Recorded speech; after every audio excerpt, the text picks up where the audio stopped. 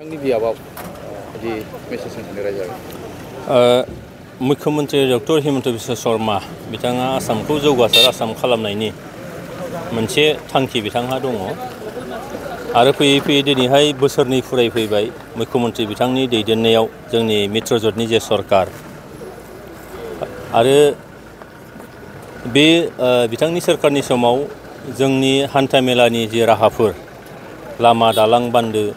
बेफोरखौ मावनानै जौगानायखौ मोनसे मेगनाव गोनां खालामनायनि थाखाय जि मोनसे साननाय एबा राहाफारि बेनि गेजेरजों 50 किल'मिटार जोंनो खथा लामा बानायनो हरदों बिनिनो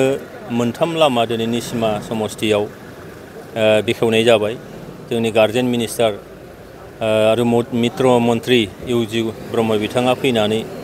गावनि गोथार आखाइजों बेखेवनानै होफैबाय रायजो राजानो उसर्गा खालामबाय दिनै नैबे लास्ट मुहूर्तआव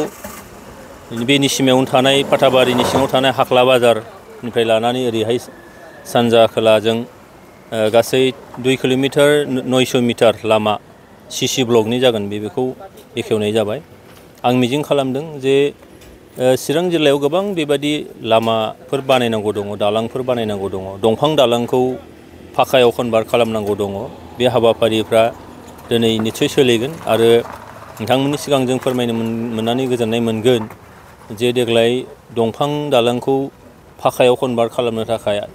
एसे बावैनो माखासे समनि उनावनो निश्चय 18टा बेबायदि दालां निश्चय मोननो हागोन होननानै आं फोथायनाय दङ आरो बिदियैनो जोंनि जौगानायखौ निश्चय लाबोगोन दा निसिमा ओनसोलाव बा जोंनि सा ओनसोलाव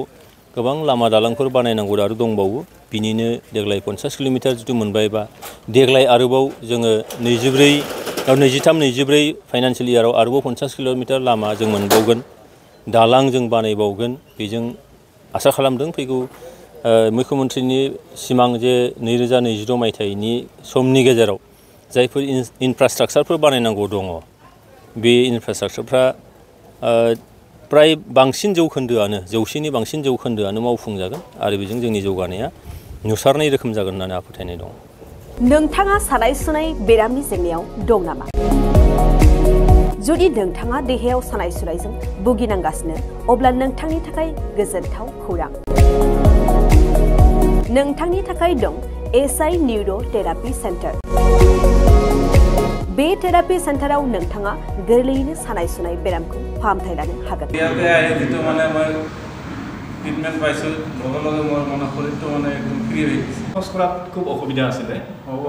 চাইডটো মোৰ একেবাৰে মানে বহুত বেয়া আছিলে মানে খোজ কাঢ়িব মানে ভালকৈ পোৱা নাছিলোঁ ইয়াত মোটামুটি 3 দিন আহিয়ে মই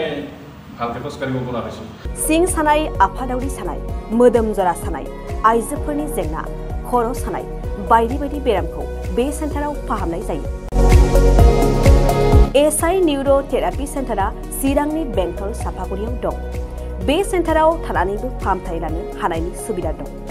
जुदि नोंथाङाबो फाहामथाय लानो लुबैदोंब्ला नैबे मबाइल नम्बर 7620160459 नङाब्ला 9476977956 आव थोंजोङै जगाजग खालामनो हागोन।